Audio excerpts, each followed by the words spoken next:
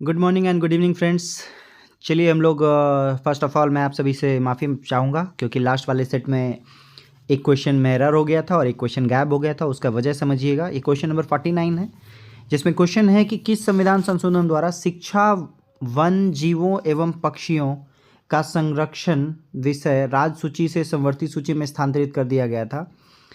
इसका आंसर होगा 42nd constitution amendment, 42वां संविधान संशोधन। ठीक है, और आप देख सकते हैं जस्ट इसका अगला क्वेश्चन नंबर 50 जो वहाँ मिस हो गया था। मेरे माइंड में यही चल रहा था क्योंकि पढ़ाते वक्त काफ़ी कुछ चलता रहता है दिमाग में। इस क्वेश्चन में क्या कह रहा है कि वर्तमान में राष्ट्रपति एवं मंत्रिपरिषद के मध्य संबंधों का संचालन निम्न में से किस संविधान संशोधन अधिनियम द्वारा संचालित होता है। याद रखिएगा, राष्ट्रपति और मंत्रिपरिषद के बीच में जो आपका जो कोऑर्डिनेशन है वो आपका 44th कॉन्स्टिट्यूशन अमेंडमेंट के अकॉर्डिंग होता है। तो आंसर मैंने वहाँ पे 49 नंबर क्वेश्चन में जो शिक्षा है वो जो संवर्ती सूची में ऐड हुआ है वो 42वां संविधान संशोधन में हुआ है और ये अगला क्वेश्चन मिस हो गया था। तो चलते हैं हम लोग आज के सेट के अगले क्वेश्चन में। चलते हैं हम लोग आज के सेट के पहले क्वेश्चन पे। क्वेश्चन क्या कह रहा है, निम्नलिखित में से किस अधिनियम के तहत भारत में पहली बार मुसलमानों के लिए पृथक निर्वाचन मंडल की स्थापना हुई है, व्यवस्था हुई है। आई थिंक सो ये क्वेश्चन का जवाब आप लोग को आता होगा, जल्दी से फटाक से कमेंट बॉक्स में देंगे। आंसर क्या है, 1861 का अधिनियम, 1909 का मॉर्ले मोंटी सुधार, 1919 का भारत शासन अधिनियम और 1935 का भारत शासन अधिनियम। आंसर क्या होगा, 1909 का मॉर्ले मिंटो सुधार में पहली बार जो है सांप्रदायिक आधारित चुनाव प्रणाली हुई थी, जिसको कि हम कह सकते हैं मुसलमानों के लिए पृथक निर्वाचन मंडल की स्थापना। ठीक है, व्यवस्था। नेक्स्ट क्वेश्चन क्या है, संविधान की विशेषताएं और उनके स्रोत में से निम्न में से कौन सा सही सुमेलित है। देखिए आपको पता होगा इसमें क्या है, आपका विधि का शासन, ये तो ब्रिटेन से लिया गया है, तो ये तो आपका गलत है पहला वाला।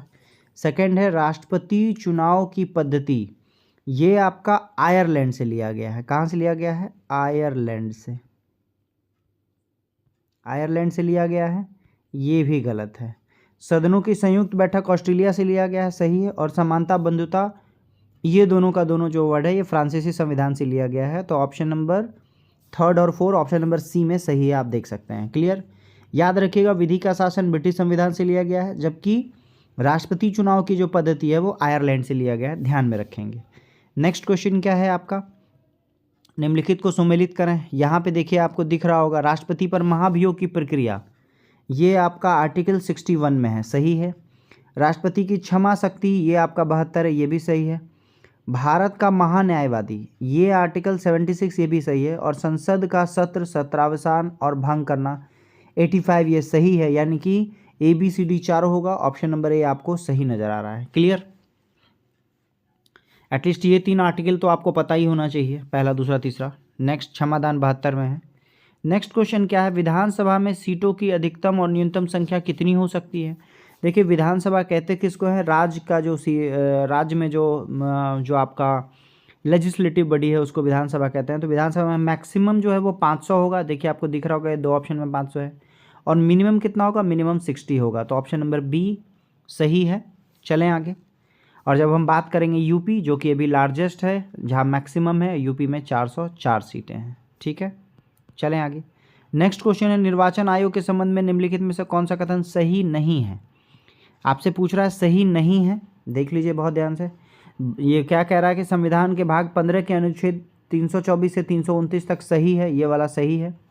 भारतीय जो आपका निर्वाचन आयोग है वो भाग 15 में है और आर्टिकल 325 से 329 तक है। नेक्स्ट है, निर्वाचन आयोग के सदस्य की संख्या राष्ट्रपति द्वारा निर्धारित होती है, ये भी सही है। नेक्स्ट क्या आपका ऑप्शन है, ऑप्शन नंबर सी क्या कह रहा है, मुख्य चुनाव आयुक्त राष्ट्रपति के प्रसाद पर्यंत अपने पद पर धारण नहीं करता है, ये भी आपका सही है। क्लियर। चलें आगे। ये क्या है आपका, मुख्य चुनाव आयोग जो होता है उसका एक कार्यकाल होता है, वो कार्यकाल कितना होता है, 5 वर्ष का होता है। उसके बाद उसका क्या है, रिटायरमेंट क्लियर होता है। 5 वर्ष नहीं, सॉरी 6 वर्ष और 65 वर्ष। ये देखिए आंसर गलत है आपका। आपसे पूछ रहा कौन सा गलत है, तो याद रखिएगा निर्वाचन आयोग के सदस्य जो है वो 6 वर्ष की अवधि या 65 वर्ष 65 ईयर्स की उम्र में, दोनों में से जो पहले हो जाए अपन धारण करते हैं। तो आपसे क्वेश्चन में पूछा था कौन सा गलत है, तो याद रखेंगे ये वाला ऑप्शन आपका गलत है। ठीक है। नेक्स्ट क्वेश्चन क्या है, किस अनुच्छेद के तहत संसद के दोनों सदन से पारित विधेयक को राष्ट्रपति की सहमति के लिए भेजा जाता है। देखिए राष्ट्रपति की सहमति के लिए भेजा जाता है, कौन से आर्टिकल में है, तो आर्टिकल क्या है? ऑप्शन ए है 106, 111, 109, 121। आंसर क्या होगा? आंसर है आर्टिकल 111। 111 के तहत दोनों सदन से जो भी पारित विधेयक है उसको हम लोग कहाँ भेजते हैं? राष्ट्रपति के पास भेजते हैं। ठीक है, चलते हैं आगे। नेक्स्ट क्वेश्चन क्या है? संसद समितियों के संबंध में निम्नलिखित में से कौन सा कथन सही नहीं है? अगेन देखिए, क्वेश्चन बोल रहा है सही नहीं है। स्टैंडर्ड सेट का निशानी होता है कि आपको 2-4 क्वेश्चन के बाद हमेशा क्वेश्चन थोड़ा सा डिटेल में पढ़ना पड़ेगा। चलिए, पहला ऑप्शन क्या कह रहा है? यह समितियां कानून बनाने में महत्वपूर्ण भूमिका निभाती हैं। बिल्कुल सही है। यह विभिन्न विभागों द्वारा किए गए खर्च, भ्रष्टाचार के मामलों आदि की जांच करती है। सही है। समितियां केवल सदन के अधिवेशन के समय ही कार्यरत रहती हैं। ये मेरे हिसाब से गलत होना चाहिए। ये समितियां सदन के दैनिक कार्यों में भी भूमिका निभाती है। बिल्कुल सही है। तो ऑप्शन नंबर सी आपका गलत है। क्वेश्चन में कह रहा था कि क्या गलत है, तो यहाँ कह रहा है केवल सदन के अधिवेशन के समय कार्य करती है। ये गलत है। चलें आगे। नेक्स्ट क्वेश्चन क्या है आपका? क्वेश्चन नंबर 8 क्या कह रहा है? कौन सा सुमेलित नहीं है, है ना? कौन सा गलत है पूछ रहा है। तो देखिए, दूसरा अनुसूची जो सेकंड शेड्यूल है आपका भारतीय संविधान का, इंडियन कॉन्स्टिट्यूशन का, उसमें जो सेकंड शेड्यूल है वो बता रहा है विभिन्न पदाधिकारियों को वेतन एवं भत्ते के बारे में। तो ये मेरे हिसाब से सही है। सेकंड थर्ड अनुसूची क्या कह रहा है? विभिन्न पदाधिकारियों द्वारा ली जाने वाली शपथ। तो तीसरा शपथ है, ये भी सही है। चौथा अनुसूची कह रहा है विभिन्न राज्यों और केंद्रशासित प्रदेशों में राज्यसभा का प्रतिनिधित्व। तो ये भी सही है। पांचवा क्या है आपका? असम मेघालय नहीं, ये वाला जो है आप असम मेघालय त्रिपुरा मिजोरम, ये आपका 6th शेड्यूल में है, 6ठे में है। पांचवे में क्या है? जो SC ST जो एरिया है वहाँ पे प्रशासन के बारे में बताया गया है। याद रखिएगा, पांचवा क्या है? एडमिनिस्ट्रेशन के बारे में बताया गया है शेड्यूल ट्राइबल एरिया में। ठीक है, तो ये आपका क्या है? गलत है। आपसे पूछ रहा कौन सा सुमेलित नहीं है। क्लियर? चलते हैं हम लोग अगले क्वेश्चन में। अगला क्वेश्चन क्या है? संसद के दोनों सदन की संयुक्त बैठक के दौरान यदि लोकसभा अध्यक्ष अनुपस्थित हो तो संयुक्त बैठक की अध्यक्षता निम्न में से कौन करेगा? क्वेश्चन से ये तो क्लियर है कि संयुक्त बैठक यानी लोकसभा और राज्यसभा दोनों जब कंबाइंड बैठेंगे तो उसकी अध्यक्षता कौन करते हैं? लोकसभा स्पीकर करते हैं, अध्यक्ष करते हैं। लेकिन जब वो नहीं रहेंगे तो क्या होगा? तो याद रखिएगा, उनकी अनुपस्थिति में लोकसभा का उपाध्यक्ष जो होते हैं वो संयुक्त बैठक की अध्यक्षता करेंगे। क्लियर? चलते हैं हम लोग अगले क्वेश्चन में। अगला क्वेश्चन क्या कह रहा है? क्वेश्चन नंबर 10 है वो। क्वेश्चन नंबर 10 आपका कह रहा है सिंधु सभ्यता संबंधित है। देखिए, ये क्वेश्चन रिपीटेड है ना? ये है आपका आद्य ऐतिहासिक युग से। किससे है? आद्य ऐतिहासिक युग से। ऐतिहासिक युग में भी आद्य, आद्य का मतलब पुराना, है ना? स्टार्टिंग यहीं से होता है हमारा इतिहास। नेक्स्ट आपको कह रहा है कि सही उत्तर का चयन करें। वैदिक नदियां हैं और आधुनिक नाम है उनका, जिसमें देखिए मुझे सबसे जो आसान लगता है शतुद्री। शतुद्री किसका नाम है? सतलज का नाम है, ये आप ध्यान में रखेंगे। और देखिए D का 4 किस में है? ये रहा D का 4, यानी कि ऑप्शन नंबर बी आपका सही होगा अकेला। अब हम लोग मैच कर लेते हैं। फर्स्ट का बी कुंभा यानी कि काबुल।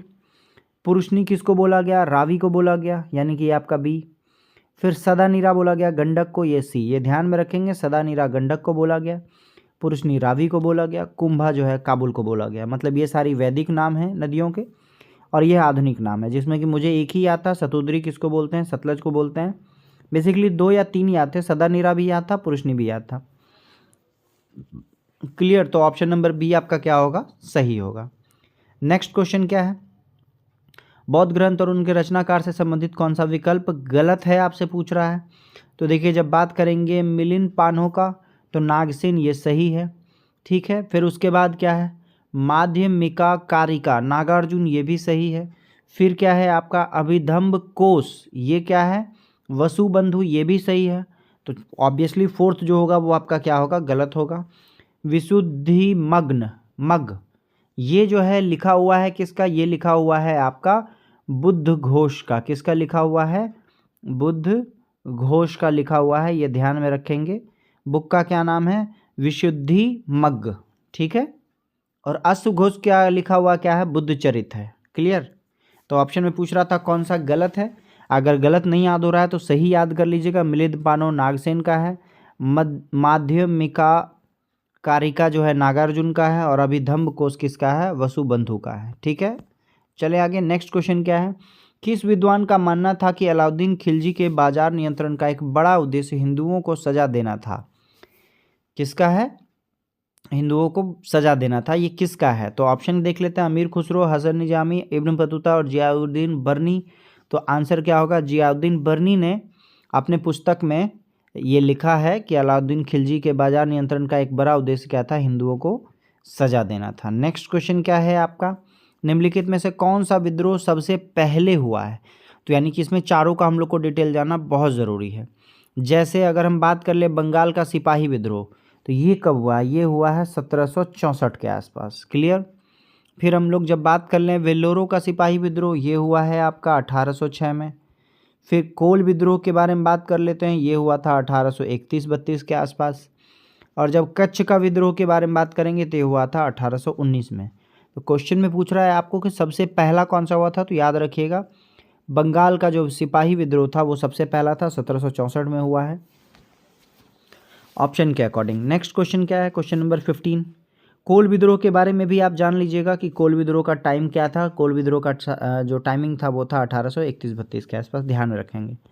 नेक्स्ट क्वेश्चन क्या? 1857 के क्रांति के बारे में किसने कहा था कि यह अंग्रेजों के विरुद्ध हिंदू और मुस्लिम का षड्यंत्र था?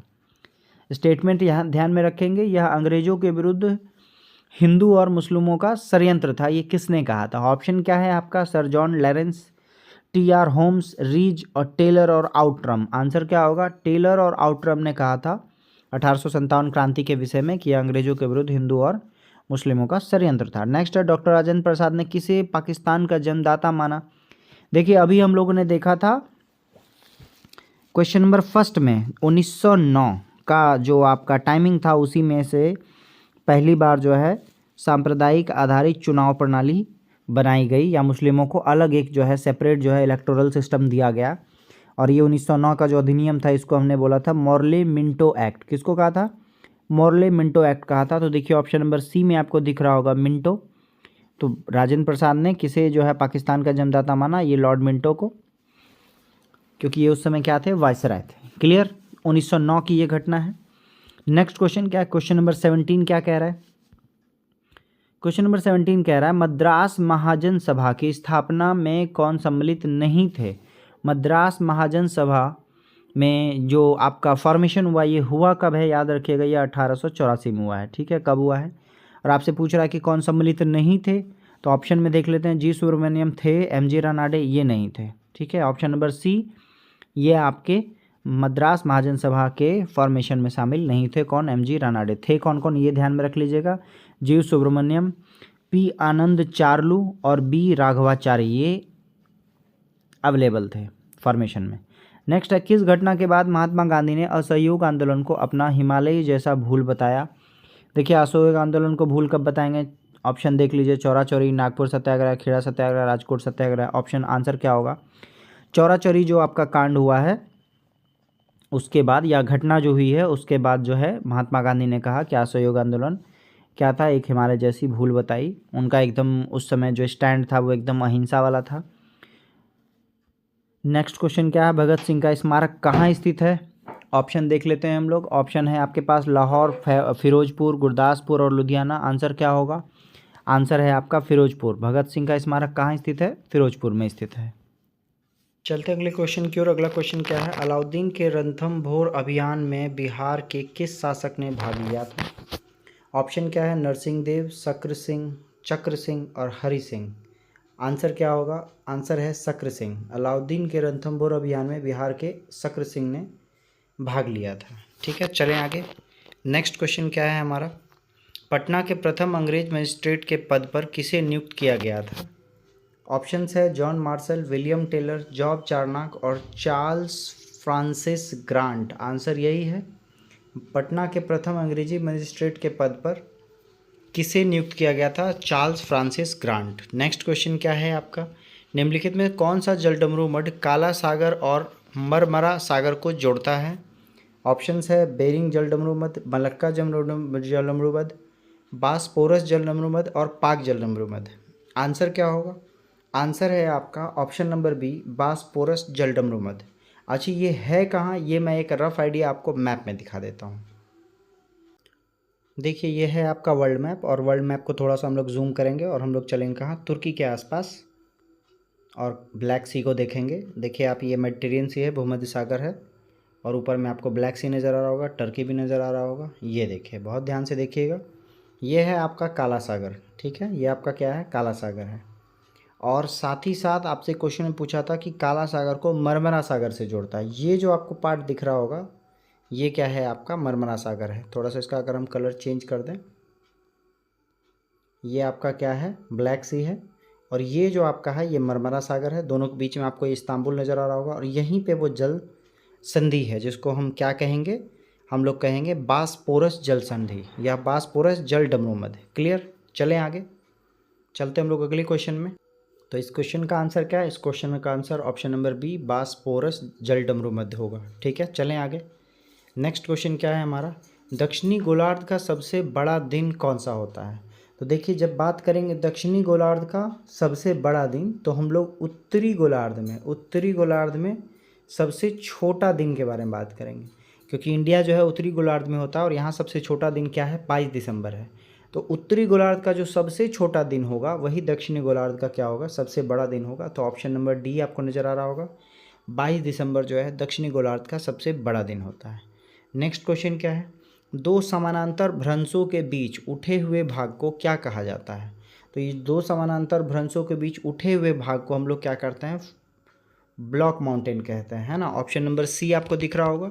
ऑप्शन ए क्या था, अवशिष्ट पर्वत, वलित पर्वत, ब्लॉक पर्वत और खंड पर्वत। तो हम लोग आंसर क्या है, इसका आंसर होगा आपका block mountain. Clear, question number 24 का आंसर ऑप्शन नंबर सी है। नेक्स्ट क्वेश्चन क्या है, दोमट मिट्टी किसे कहते हैं। तो आपको पता होगा इंडिया में जो नॉर्थ इंडिया का पार्ट है वो काफ़ी सारी जो है नदियाँ बहती हैं, और नदियों के किनारे जो आपका मिट्टी होता है उसको हम लोग दोमट मिट्टी कहते हैं, सबसे ज़्यादा उपजाऊ होती है। तो नदियाँ हैं तो बालू भी होगा। तो ऑप्शन नंबर हम लोग बी देख सकते हैं कि बालू के कणों का अनुपात अधिक होता है, मृतिका की मात्रा कम होती है। तो ऑप्शन नंबर बी सही है, इसी को हम लोग क्या कहेंगे, दोमट मिट्टी कहेंगे, और ये काफ़ी क्या होता है, काफ़ी उपजाऊ मिट्टी होती है।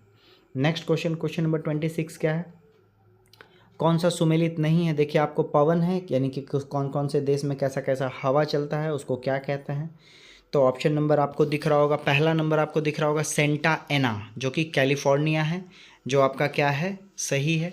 नेक्स्ट क्या है, हबूब। तो हबूब के बारे में आप देख सकते हैं, हबूब का ऑप्शन क्या है, सूडान, जो कि ये भी सही है। थर्ड क्या है, यामो, यामो देखिए जापान, ये भी सही है। बात कर लेते हैं हम लोग मिस्ट्रल का। तो जो मिस्ट्रल है ये ध्रुवीय प्रदेश में बहता है, ठीक है। जो नॉर्थ हेमिस्फीयर और साउथ हेमिस्फीयर का जो पोलर रीजन है वहाँ पे कैसा हवा बहता है, मिस्ट्रल बहता है। तो पूछ रहा है कौन सा सुमेलित नहीं है, ऑप्शन नंबर डी सुमेलित नहीं है। क्लियर, बाकी ये सेंटा एना जो है कैलिफोर्निया है, हबूब जो है सूडान है, यामो जो है जापान है, ये ध्यान में रखिएगा। नेक्स्ट क्वेश्चन क्या है आपका, ये भी पूछ रहा है सुमेलित नहीं है और ये करेंसी है। तो बहरीन का दिनार सही है, मंगोलिया का तुगरिक ये भी सही है, मलेशिया का रिंगिट ये भी सही है। इज़राइल का, ये क्वेश्चन मेरे हिसाब से रिपीटेड है, इज़राइल का जो होता है वो शेकेल होता है। क्या होता है, शेकेल होता है मुद्रा, न्यू शेकेल कह लीजिए आप, नई शेकेल कह लीजिए। क्लियर, अब बात कर लें हम लोग इसके कंट्री है तो कैपिटल भी होगा, तो याद रखिएगा बहरीन का क्या होता है, मनामा होता है। क्या होता है, मनामा। मंगोलिया का क्या होता है, उलान बटोर होता है। मलेशिया का क्या है, कुआलालंपुर है। और इज़राइल का क्या है, जेरूसलम है। ये कैपिटल हो गया, और करेंसी हो गया आपका बहरीन का दिनार, मंगोलिया का तुगरिक, मलेशिया का रिंगिट, और इज़राइल का है आपका शेकेल। क्लियर। नेक्स्ट क्वेश्चन क्या है, सिंधु नदी अरब सागर में गिरती है, इसका उद्गम स्थल कहाँ है। तो देखिए, सिंधु नदी का जो उद्गम स्थल है वो कैलाश हिमानी है। कहाँ है, कैलाश हिमानी है। ऑप्शन नंबर सी आपको दिख रहा होगा, ये आपका क्या है, सिंधु का उद्गम जगह है।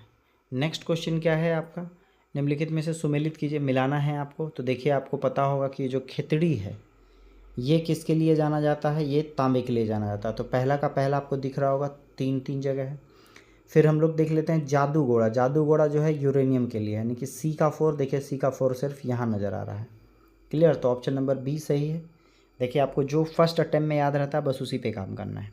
तो अब बात कर लेते हैं खितरी है कहाँ, तो याद रखिएगा खितरी राजस्थान में है। कहाँ है, राजस्थान में है। फिर जब बात कर लेंगे नवेली, नवेली है किसके लिए, तो देखिए सेकंड नंबर है आपके सेकंड के लिए, यहाँ पे दिख रहा होगा सेकंड नंबर सेकंड के लिए है, लिग्नाइट के लिए। और नवेली है कहाँ, नवेली आपका तमिलनाडु में है। ठीक है, नवेली तमिलनाडु में। नेक्स्ट जो जादू घोड़ा जो यूरेनियम के लिए है वो कहाँ है, तो याद रखिएगा जादू घोड़ा यूरेनियम के लिए है झारखंड में। ठीक है, झारखंड में क्या है, जादू घोड़ा है।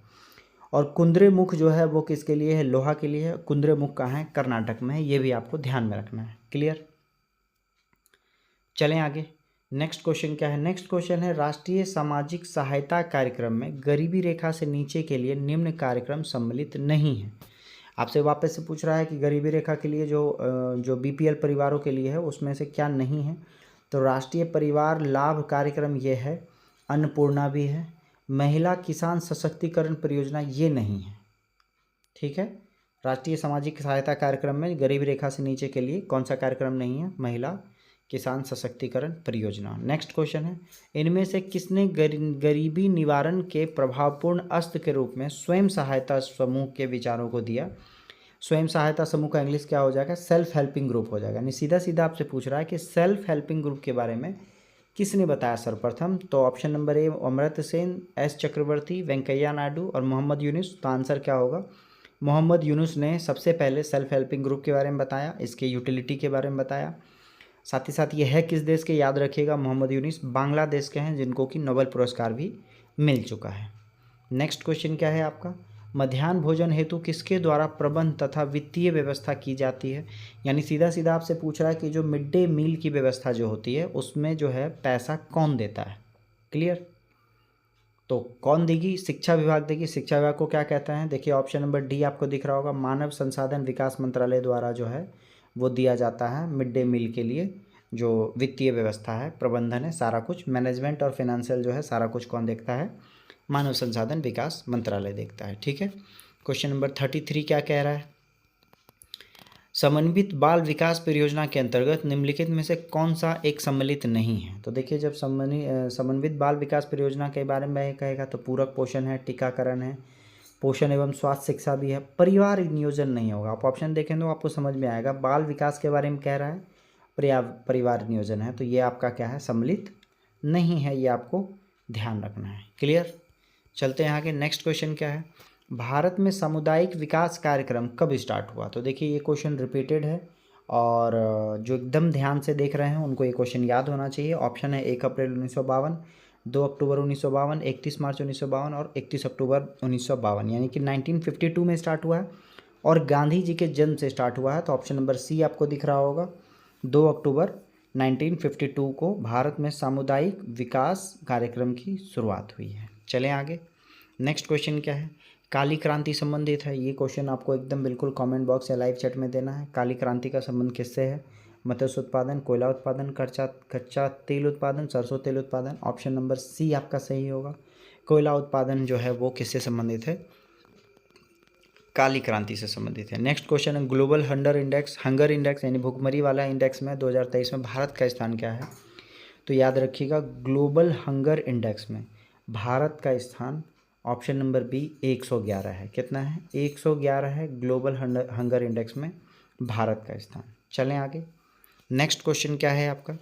नेक्स्ट क्वेश्चन है रसायन क्षेत्र में 2023 के लिए निम्नलिखित में से किसे नोबेल पुरस्कार से सम्मानित नहीं किया गया है? अच्छा, जब नहीं किया गया है तो आपको जानना है किसको किया गया है। तो ऑप्शन नंबर ए देखिए, लुई ई ब्रूस, इनको किया गया है। मोंगी जी बावेर्डी, ये भी किया गया है। और एलेक्सी एल एक्कीमोव, इनको भी किया गया है। तो इन तीनों को जो है रसायन क्षेत्र के लिए इस बार नोबेल मिला है। किसको नहीं मिला है? डू विसमैन को जो है इस बार जो है रसायन क्षेत्र के लिए नोबेल पुरस्कार नहीं दिया गया है। नेक्स्ट क्वेश्चन है एशियन गेम्स 2023 में भारत ने अपना पहला स्वर्ण पदक किस खेल में जीता? तो एशियन गेम 2023 में भारत ने इस बार स्वर्ण पदक किस में जीता है? ऑप्शन है शूटिंग, शतरंज, कबड्डी, जूडो। आंसर क्या होगा? शूटिंग में जीता है। और 3 लोगों ने मिलकर जो है, मतलब ये जो कंपटीशन था शूटिंग का, ये वाला वो इंडिविजुअल नहीं था, ग्रुप वाइज था। तो 3 लोगों ने मिलकर जो पहला स्वर्ण पदक जीता एशियन गेम्स में, वो किस क्षेत्र में जीता है? शूटिंग में जीता है। नेक्स्ट क्वेश्चन है प्रतिवर्ष अंतर्राष्ट्रीय सांकेतिक भाषा दिवस कब मनाया जाता है? याद रखिएगा, सांकेतिक भाषा दिवस और लुई ब्रेल दिवस दोनों क्या है? डिफरेंस है, दोनों में डिफरेंस है। सांकेतिक भाषा दिवस कब मनाया जाता है? ऑप्शन है 20 अगस्त, 25 अक्टूबर, 23 सितंबर और 2 दिसंबर। आंसर क्या होगा? आंसर है आपका 23 सितंबर। ऑप्शन नंबर बी जो है वो आपका हर वर्ष अंतर्राष्ट्रीय सांकेतिक भाषा दिवस मनाया जाता है। कब? 23 सितंबर को। नेक्स्ट क्वेश्चन क्या है? संयुक्त राष्ट्र ने वर्ष 2023-24 के लिए भारत की जीडीपी वृद्धि का अनुमान कितना बताया है? देखिए लास्ट वाले सेट में मैंने इसके बारे में आपको चर्चा किया था। जो है यूएनओ के बारे में बात कर रहे हैं। यूएनओ ने जीडीपी के बारे में कितना बताया संयुक्त राष्ट्र में, तो आंसर क्या होगा, आंसर होगा 6.7, ऑप्शन नंबर डी। ऐसा इसलिए क्योंकि कल वाले सेट में जो था वो 5.9% था और मैंने बताया था कि ये सबसे कम है लगभग लगभग अनुमान में, तो आंसर 5.9 से ज़्यादा होता और ऑप्शन में कोई भी 5.9 से ज़्यादा दिख नहीं रहा है, एक ही ऑप्शन में है, वो क्या है 6.7। क्लियर, चलें आगे। नेक्स्ट क्वेश्चन क्या है आपका, मुख्यमंत्री महिला उद्यमी योजना की शुरुआत किस राज्य सरकार द्वारा किया गया है, तो याद रखिएगा मुख्यमंत्री महिला उद्यमी योजना जो है वो ऑप्शन नंबर ए बिहार सरकार द्वारा शुरू किया गया है। क्लियर, इसमें क्या है, फीमेल को 10 लाख तक का लोन प्रोवाइड किया जाता है रोजगार के लिए, यानी कि बिजनेस या एंटरप्रेन्योर बनने के लिए। नेक्स्ट क्वेश्चन है क्वेश्चन नंबर 42, क्या कह रहा है, सतत विकास रिपोर्ट यानी कि सस्टेनेबल डेवलपमेंट रिपोर्ट 2023 में प्रथम स्थान में कौन सा देश है, तो याद रखिएगा सस्टेनेबल डेवलपमेंट में ऑप्शन क्या है, फिनलैंड, डेनमार्क, नॉर्वे और चाड। तो आंसर क्या होगा, इसमें जो है आंसर है आपका ऑप्शन नंबर ए, फिनलैंड जो है वो रैंक 1 पे है सस्टेनेबल डेवलपमेंट रिपोर्ट में। अच्छा, जब बात करेंगे भारत का, तो याद रखिएगा भारत का जो रैंक है वो है आपका 112, सस्टेनेबल डेवलपमेंट रिपोर्ट में भारत का रैंक 112 है, और अभी हम लोगों ने देखा भुखमरी में भारत का रैंक 111 था। ठीक है, चलें आगे। नेक्स्ट क्वेश्चन है, वर्ल्ड आर्थिक मंच यानी कि विश्व आर्थिक मंच यानी कि वर्ल्ड इकोनॉमिक फोरम की बैठक 2023 में कहाँ आयोजित किया गया, तो आप लोगों को पता होना चाहिए, जो कंटिन्यू रेगुलर है उनको पता होगा कि जो आपका विश्व आर्थिक मंच है इसका हर साल जो है मीटिंग कहाँ होता है, दावोस शहर में होता है। कहाँ होता है, दावोस शहर में होता है, ये आपको ध्यान में रखना है। क्लियर, और दावोस है कहाँ, तो याद रखिएगा स्विट्जरलैंड में है, स्विट्जरलैंड में क्या है, दावोस शहर है, ये ध्यान में रखेंगे। नेक्स्ट है, आईसीसी विश्व कप 2023 के ब्रांड एम्बेसडर के रूप में किसे नामित किया गया है, ऑप्शन क्या है, सौरव गांगुली, सचिन तेंदुलकर, शाहरुख खान, अमिताभ बच्चन। आंसर क्या है, शाहरुख खान को आईसीसी विश्व कप 2023 के ब्रांड एम्बेसडर में के रूप में चुना गया है। नेक्स्ट क्वेश्चन क्या है, किस मंत्रालय द्वारा साथी पोर्टल को लॉन्च किया गया है, ऑप्शन क्या है, कृषि मंत्रालय, कपड़ा मंत्रालय, पर्यावरण मंत्रालय, इनमें से कोई नहीं। आंसर क्या होगा, कृषि मंत्रालय द्वारा साथी पोर्टल लॉन्च किया गया है। क्लियर, चलें आगे। नेक्स्ट क्वेश्चन क्या है, वे वान युआंग किस देश के नए राष्ट्रपति बने, तो वे वान युआंग किस देश के राष्ट्रपति बने हैं, ऑप्शन है जापान, वियतनाम, क्यूबा और म्यांमार। आंसर क्या होगा, आंसर है वियतनाम, वियतनाम के नए राष्ट्रपति बने हैं वे वान थुआंग। ठीक है, वियतनाम की राजधानी क्या है, कैपिटल क्या है, हनोई है, वियतनाम का कैपिटल क्या है, हनोई है, ये आप ध्यान में रखेंगे। ठीक है, नेक्स्ट क्वेश्चन क्या है, सर्वाधिक वनावरण प्रतिशत वाला राज्य निम्न में से कौन सा है, तो देखिए जब आंसर आएगा सर्वाधिक वन वाला राज्य परसेंटेज वाइज, तो आंसर होगा मिजोरम, और मिजोरम तो ऑप्शन में ही नहीं दिख रहा है, तो मिजोरम के बाद कौन सा है वो ध्यान में रखेंगे, मिजोरम के बाद है आपका Arunachal Pradesh. Clear, first rank पे आपका मिजोरम है परसेंटेज वाइज, और उसके बाद अरुणाचल प्रदेश है। ऐसे जब बात करेंगे एरिया वाइज, तो एरिया वाइज एमपी जो है वो रैंक 1 में है। नेक्स्ट क्वेश्चन क्या है आपका, केंद्र सरकार द्वारा 500 गीगावाट अक्षय ऊर्जा लक्ष्य प्राप्त करने का कब तक रखा गया है, तो देखिए 500 गीगावाट का लक्ष्य रखा गया है 2020 तक, 30 तक, और संपूर्ण की बात करेगा, संपूर्ण ऊर्जा फ्री की बात करेंगे तो हम लोग आएंगे 2047 तक। क्लियर, और कार्बन फ्री की बात करेंगे तो वो है आपका 2070 तक। ये नया नया रेट डेटा है, ये आपको ध्यान में रखना होगा। ठीक है, कार्बन नेट जीरो है 2070, 500 गीगावाट जो है अक्षय ऊर्जा है 2030, और संपूर्ण जो है बिजली बिल्कुल फ्री हो जाएगा। फ्री होने का मतलब है हम लोग जो है आत्मनिर्भर रहेंगे बिजली के मामले में, इलेक्ट्रिसिटी के मामले में, वो कब तक है 2047 तक, हमारा जब आज़ादी का 100 साल पूरा होगा। नेक्स्ट है क्वेश्चन, पुस्तक द योग सूत्र फॉर चिल्ड्रन के लेखक कौन है, देखिए द योग सूत्र फॉर चिल्ड्रन के लेखक कौन है, ऑप्शन नंबर ए रूपा पाई, और यही आंसर है, द योग सूत्र for children Rupa pi. Next question है, 21वीं एशियाई गेम्स का आयोजन कहाँ किया जाएगा, तो देखिए अभी जो हमारा लास्ट जो एशियाई गेम्स था वो कहाँ था, लास्ट जो हमारा एशियाई गेम था वो हांगजाओ चीन में हुआ था। ठीक है, और कब हुआ था, 2022 में। ठीक है, एशियन गेम्स 2022 हांगजाओ चीन में। फिर अगला कब होगा, 2026 में होगा, और 2026 में जो होगा वो कहाँ होगा, वो होगा जापान में। कहाँ होगा, 2026 जापान में। लेकिन याद रखिएगा जो 2022 में हुआ था ये 19वां था, तो जापान में जो होगा वो 20वां होगा। आपसे क्या पूछ रहा है, 21वां पूछ रहा है, यानी कि 2030 के बारे में आपसे पूछ रहा है। क्योंकि जो जापान में होगा वो 2026 में होगा और 20वां होगा, और 21वां कहाँ होगा ये आपसे पूछ रहा है। याद रखिएगा 21वां जो खेल है, जो एशियाई गेम्स है, वो कतर में होगा। कहाँ होगा? कतर में होगा, ये आप ध्यान में रखेंगे। जब कतर आ गया, इस क्वेश्चन का आंसर कतर है, जब कतर आ गया तो हमारे माइंड में है फीफा वर्ल्ड कप 2022, ये भी कहाँ हुआ था? कतर में हुआ था, ये आप ध्यान में रखेंगे। चलते हैं हम लोग अगले क्वेश्चन में। अगला क्वेश्चन क्या है? जब प्रकाश एक से दूसरे माध्यम में प्रवेश करती है तो उसके तरंग दैर्घ्य पर क्या प्रभाव पड़ता है? तो याद रखिएगा, जब प्रकाश एक से दूसरे माध्यम में जाएगा तो क्या प्रभाव पड़ेगा? तरंग दैर्घ्य क्या होगा? परिवर्तित हो जाएगा। क्लियर? तरंग दैर्घ्य क्या होगा? चेंजेस होगा। क्या चेंज नहीं होता है अगर हम उसकी बात करेंगे तो याद रखिएगा, फ्रीक्वेंसी जो होता है वो चेंज नहीं होता है। ठीक है, आवृत्ति क्या होगा? वो सेम रह जाएगा। नेक्स्ट क्वेश्चन क्या है? क्वेश्चन नंबर 52 क्या कह रहा है? एसआई पद्धति में टोटल कितने मूल मात्रकों को स्वीकार किया गया है? आई होप सो आप सभी को इसका जवाब पता होगा, है ना। ऑप्शन नंबर ए 6, बी जो है 5, 7 और 3। आंसर क्या होगा? टोटल 7 जो है वो मूल मात्रकों को लिया गया है एसआई पद्धति में, जिसमें लंबाई है, द्रव्यमान है, समय है, विद्युत धारा है, ताप है, ज्योति तीव्रता है और पदार्थ की मात्रा है। क्लियर? चलते हैं आगे। नेक्स्ट क्वेश्चन क्या है? निम्नलिखित में से पदार्थ के अम्लीय या क्षारीय होने की प्रकृति का प्राकृतिक सूचक है। यानी कि अम्लीय और क्षारीय होने के लिए हम लोग किस किस चीज़ का यूज़ करते हैं टेस्ट के रूप में? जैसे लिटमस पेपर का यूज़ करते हैं हम लोग, हल्दी का यूज़ करते हैं, वेनिला का यूज़ किया जाता है और लौंग का भी यूज़ किया जाता है। तो ऑप्शन नंबर डी क्या है? सही है। आश्चर्य लगेगा आपको लौंग के बारे में जानकर, लेकिन हाँ, अम्लीय और क्षारीय होना इससे भी आप तय कर सकते हैं, बता सकते हैं। नेक्स्ट क्वेश्चन क्या है आपका? फाइबर ऑप्टिक्स किस सिद्धांत पे काम करता है? देखिए, फाइबर ऑप्टिक्स क्या करेगा? पूर्ण आंतरिक परावर्तन पे काम करेगा, है ना। ऑप्टिकल जिसको फाइबर कहते हैं वो क्या आता है? पूर्ण आंतरिक परावर्तन पे काम करता है। ऑप्शन नंबर देख लेते हैं। संपूर्ण आंतरिक परावर्तन, ये ऑप्शन नंबर सी आपको दिख रहा होगा। अपवर्तन नहीं होगा, ये गलत है। विवर्तन भी नहीं होगा, गलत है। ऑप्शन नंबर सी सही होगा। टोटल इंटरनल रिफ्लेक्शन कहेंगे इसको। क्लियर? नेक्स्ट है, बर्तनों को चमकीला बनाने के लिए उपयोग में लाए जाने वाला पदार्थ निम्नलिखित में से कौन है? तो आप देख लेंगे, एक एलम है, जिंक क्लोराइड है, जिंक ऑक्साइड है और कैलेमाइन है। आंसर क्या होगा?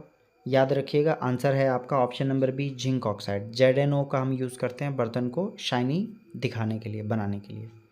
नेक्स्ट क्वेश्चन क्या है?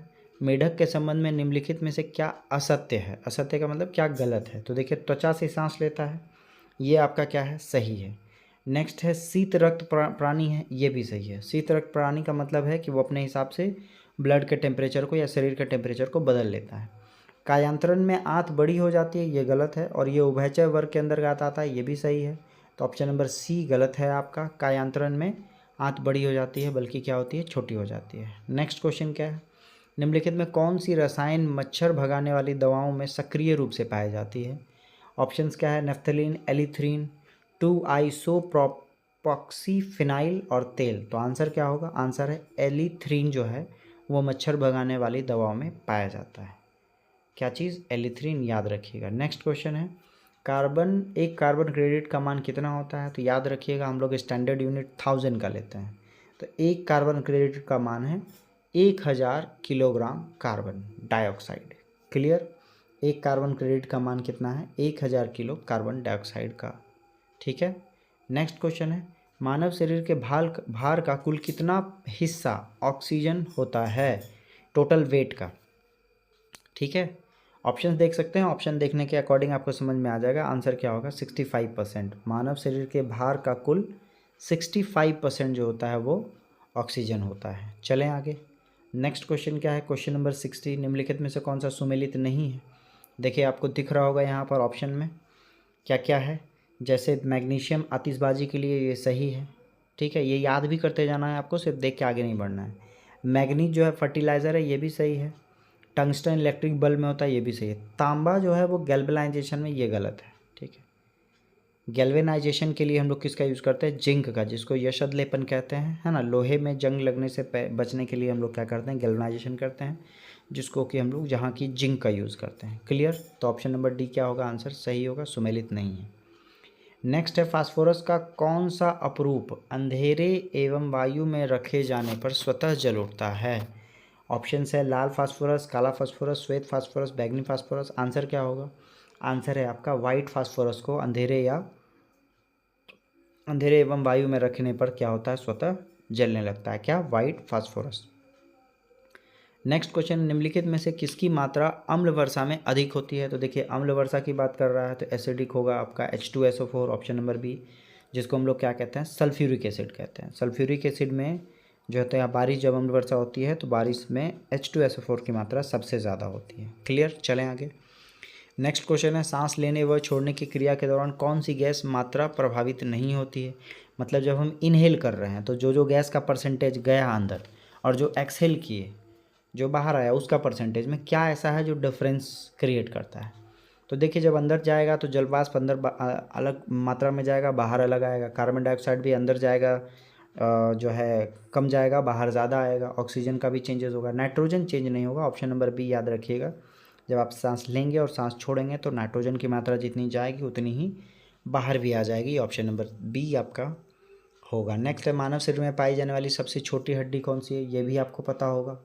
Option number A stapes, malleus, femur और फ्लांगेस। तो आंसर क्या होगा? सबसे छोटी हड्डी क्या है? स्टेपीज है। और फीमर क्या है? लॉन्गेस्ट है, सबसे बड़ी है, याद रखेंगे। नेक्स्ट क्वेश्चन क्या है, कास्टिक सोडा का रासायनिक सूत्र क्या है?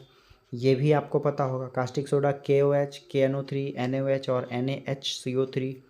आंसर क्या होगा? कास्टिक सोडा बोलते हैं सोडियम हाइड्रोक्साइड को। ऑप्शन नंबर बी क्या होगा आपका? सही होगा। नेक्स्ट क्या है आपका, निम्नलिखित में तत्वों में से पृथ्वी का सबसे भारी प्रकृति तत्व कौन सा है? याद रखिएगा ये क्वेश्चन इंपॉर्टेंट है। सबसे भारी तत्व भी पूछ रहा है और प्राकृतिक भी पूछ रहा है, नेचुरल भी पूछ रहा है। ऑप्शन है यूरेनियम, सोना, कैल्शियम और पारा। याद रखिएगा कैल्शियम का एटॉमिक नंबर 20 है, वेट 40 हो जाएगा। पारा का एटॉमिक नंबर 80 है और वेट लगभग 200 हो जाएगा। यूरेनियम का 92 है एटॉमिक नंबर और सोना का 79 है। तो दिख रहा होगा सबसे ज़्यादा एटॉमिक नंबर जिसका होता है वेट उसी का सबसे ज़्यादा होगा। तो ऑप्शन नंबर ए क्या होगा?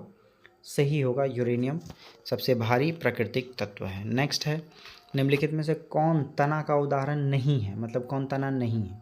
तो आलू तना है, गन्ना तना है और अदरक भी तना है। याद रखिएगा शकरकंद जो होता है वो रूट होता है, जड़ होता है। चलते हम लोग अगले क्वेश्चन में। अगला क्वेश्चन क्या कह रहा है, अभावजन्य रोग किसे कहते हैं? तो अभावजन्य रोग मतलब जो अभाव में हो, है ना। ऑप्शन देख लीजिए, प्रोटीन की कमी, विटामिन की कमी, पोषक तत्वों के अभाव के कारण होने वाले रोगों को अभावजन्य रोग कहेंगे। ऑप्शन नंबर सी सही है। ठीक है, चलें आगे। नेक्स्ट क्वेश्चन क्या है, मलेरिया से प्रभावित होने वाला कौन सा अंग है? तो याद रखिएगा मलेरिया से प्रभावित होने वाला अंग कौन सा है? हृदय, प्लीहा, फेफड़ा, गुर्दा। आंसर क्या होगा? मलेरिया से प्रभावित कौन सा होता है? प्लीहा प्रभावित होता है, जिसको हम लोग कहते हैं स्प्लीन कहते हैं। इंग्लिश में क्या कहते हैं? स्प्लीन कहते हैं और हिंदी में क्या है? प्लीहा है। नेक्स्ट क्वेश्चन क्या है, क्वेश्चन नंबर 70 क्या कह रहा है, वस्त्र निर्माण में प्रयोग में लाए जाने वाले ऐसे पदार्थ जिनका स्रोत पादप नहीं है क्या कहलाते हैं? तो याद रखिएगा जो प्लांट से हम लोग को नहीं प्राप्त होता उसको हम लोग संश्लिष्ट रेशा कहते हैं, संश्लिष्ट तंतु कहते हैं, जिसको कि केमिकली क्या होता है? बनाया जाता है। क्लियर, चलें आगे। नेक्स्ट है, निम्नलिखित में से कौन सा अनुवांशिक रोग नहीं है? देखिए हम लोग 2-4 जो है सेट से पढ़ रहे थे कि हीमोफीलिया क्या है? एक अनुवांशिक रोग है। आपसे पूछ रहा है कौन सा नहीं है। तो देखिए अब पहला है आपका डेमेंशिया। डेमेंशिया भी क्या है? आपका एक अनुवांशिक रोग नहीं है, याद रखिएगा। ऑप्शन नंबर ए जो है वही सही होगा। डेमेंशिया एक अनुवांशिक रोग नहीं है। ठीक है, ये क्या है? मस्तिष्क का रोग है जो प्रायः याददाश्त की समस्याओं से रिलेटेड होती है। चलें आगे। वर्णनता भी अनुवांशिक है और टर्नर सिंड्रोम भी। नेक्स्ट क्वेश्चन क्या है, हमारे शरीर को मुख्य रूप से ऊर्जा प्रदान होती है। तो जनरली हमारे शरीर को जो ऊर्जा प्रदान होती है, एक जगह हम लोग का लिपिड भी था आंसर, और यहाँ इस क्वेश्चन में ऑप्शन के अकॉर्डिंग ऑप्शन नंबर ए कार्बोहाइड्रेट एक ऐसा चीज़ है जिसको कि हमारे शरीर से ऊर्जा, हमारे शरीर को ऊर्जा प्रदान होती है। किससे? कार्बोहाइड्रेट। नेक्स्ट क्वेश्चन क्या है, भीड़ नियंत्रण हेतु प्रयोग में लाई जाने वाली आश्रु गैस में निम्न में से कौन सी गैस होती है? तो देखिए आश्रु गैस है मतलब आंख में जलन होगी, तो ऑप्शन नंबर सी आपको अमोनिया नज़र आ रहा है। ठीक है, और ऐसे जनरली हम लोग अगर अदर ऑप्शन में क्लोरीन रहता तो क्लोरीन सबसे पहले मारते, और यहाँ इस ऑप्शन के अकॉर्डिंग क्या होगा? अमोनिया होगा। नेक्स्ट क्वेश्चन है, शरीर में अतिरिक्त ग्लूकोज ग्लाइकोजन में परिवर्तित होकर कहाँ भंडारित होती है? तो शरीर में जो अतिरिक्त ग्लूकोज है वो ग्लाइकोजन में परिवर्तित होती है, पहले तो ये जानना है। अब कहाँ स्टोर रहता है? ऑप्शन है आपका आमाशय, अग्नाशय, लीवर और पित्त, बाइल। तो ऑप्शन नंबर बी होगा। लीवर में जो है वो जो एक्स्ट्रा ग्लूकोज है हमारे शरीर में वो ग्लाइकोजन के रूप में स्टोर रहता है। कहाँ? लीवर में। नेक्स्ट क्वेश्चन क्या है आपका, H9N2 इन्फ्लुएंजा वायरस के कारण निम्नलिखित में से कौन सा रोग होता है? तो देखिए आपको पता होगा H9N2 जो है वो बेसिकली क्या होता है, बर्ड फ्लू से रिलेटेड होता है। हालांकि इसके अलावा भी बर्ड फ्लू के लिए एक और जिम्मेदार है जिसको हम लोग क्या कहते हैं, जिसको हम लोग कहते हैं H5N1। ठीक है, बर्ड फ्लू के लिए क्या है, H5N1 भी एक ऐसा है जो कि बर्ड फ्लू के लिए रिस्पॉन्सिबल है। ऑप्शन नंबर ए सही होगा। चलें नेक्स्ट क्वेश्चन मैथ्स का है। क्वेश्चन क्या कह रहा है, 18 छात्रों का एक कक्षा का औसत जो है वजन है 30 है। तो 18 का क्या है, 30 है। एक और आ गए, यदि एक अध्यापक के वजन को इसमें शामिल कर लिया जाए तो औसत वजन में 2 किलोग्राम की वृद्धि होती है। तो एक आदमी आया है, कितना आया है नहीं मालूम, और सब का एवरेज क्या हो गया है, 30 + 2 हो गया है। तो 19 लोगों का 2-2 बढ़ा, मतलब 38 ज़्यादा लाए होंगे। तो 30 + 38 38। आंसर क्या होगा, ऑप्शन नंबर 68 नज़र आ रहा होगा। देखिए एवरेज के क्वेश्चन को इसी तरह से आपको बनाना है। 18 आदमी का एवरेज 30 है, 19वां एक आदमी आया है और टोटल 19 का एवरेज 2 से बढ़ गया है, मतलब 19 दूनी 38 वो ज़्यादा लाए थे, 30 लाना था। तो 30 + 38 ऐड कर दिया तो आ गया 68। ऑप्शन नंबर ए आपका आंसर सही होगा। नेक्स्ट है, किसी धनराशि का 2 वर्ष के लिए ब्याज की एक निश्चित दर पर साधारण ब्याज और चक्रवृद्धि ब्याज। देखिए 2 साल के लिए साधारण ब्याज 7200 है SI, तो 1 साल का SI 3600 होगा, ये आपको ध्यान में रखना है। ठीक है, और पहला साल का आपको पता होना चाहिए कि चक्रवृद्धि ब्याज या साधारण ब्याज सेम होता है। फिर सेकेंड ईयर में जो आपका साधारण ब्याज है वो आपको दिख रहा होगा 7200 है और चक्रवृद्धि ब्याज 7560 है। इसका मतलब हम कह सकते हैं कि 3600 में 360 एक्स्ट्रा है ना। 3600 3600 7200 और प्लस 360 यानी कि 7560। तो मतलब आप कह सकते हैं कि हमारा 10% का ग्रोथ हो रहा है। आपको दिख रहा होगा 3600 का 10% क्या है, 360 है। चक्रवृद्धि ब्याज का मतलब ही होता है कि ब्याज के ऊपर ब्याज मिलना। तो पहला साल का ब्याज 3600 था, दूसरे साल का ब्याज 3600 का 10% 360 हो गया। क्लियर। तो इसका मतलब 10% जो है वो आपका 360 है। किसका 10%, ये आपको देखना पड़ेगा, है ना। किसका 10%, 3600 का 10% जो है वो 360 है। तो 3600 पहला साल का SI या CI था, तो जो रेट ऑफ इंटरेस्ट 10% है वो इस पे भी लगा होगा, मतलब ओरिजिनल का जो 10% है वो आपका क्या है, 3600 है। तो ओरिजिनल क्या होगा, 3600 पे एक और ज़ीरो बिठा दीजिए, 36000। ऑप्शन नंबर बी है और वो आंसर आपका सही है। जो अभी क्वेश्चन बताया मैंने इसको वापस से बैक कीजिएगा और आराम से सुनिएगा, आपको क्लियर हो जाएगा मैंने क्या बताने की कोशिश की है। नेक्स्ट क्वेश्चन क्या है, 2 प्रकार का चावल है, 20 रुपये और 40 रुपया। देखिए इसको हम लोग दिख रहा है, ये इस नए मिश्रण को 32 रुपये प्रति ग्राम निर्धारित किया गया है। मतलब आपको एलिगेशन से बनाना है। एक 20 रुपया है, एक 40 रुपया है और इसको 32 रुपये पर निर्धारित किया गया है। किस रेशियो में बेचा जाएगा, तो इसको इधर घटा के लिखेंगे और इसको इधर लिखेंगे। जब 40 से 32 को घटाएंगे तो हमारा वैल्यू आ जाएगा 8, और जब 32 से 20 को घटाएंगे तो हमारा आ जाएगा वैल्यू 12। कट करेंगे 4 से तो 4 दूनी 8, 4 तिया 12, यानी आंसर क्या होगा, 2:3 होगा। कहाँ है, ऑप्शन नंबर सी आपको दिख रहा होगा, 2:3। ये आपका एग्जैक्ट करेक्ट है, जिसको हम लोग कहते हैं एलिगेशन मेथड। ठीक है, तो चलिए आई होप सो आप लोग को सेट में मज़ा आ रहा हो। All of you all the best, have a nice day, good night, take care.